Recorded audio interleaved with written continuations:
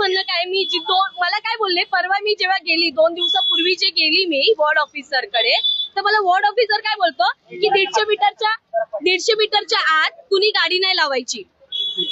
150 मीटरच्या आत कुणी गाडी नाही लावायची. सिलेंडर आहे तुमच्याकडे, स्फोट झाला. मी काय म्हंटल, माझ्या बाजूला फ्रँकीवाला आहे, त्याच्या बाजूला शोरमावाला आहे, हिच्या 2 वडापाववाले आहेत, फ्रँकीचे 2 गॅस चालतात. हे कुठून आले? स्फोट माझ्याच इथे होईल. तुमची आता मागणी काय आहे? मला दादा आले, दादानी खरंच मला खूप मदत केली. अविनाश जाधव जे आहे ते आमच्या सारख्या माणसांसाठी उभे राहणार आहेत. काल तुम्ही तर ऐकलंच असेल ते काय बोलले, बरोबर ना? मला काय बोलले, इथे तू टपरी टाक बोलले, इथे तू टपरी टाक.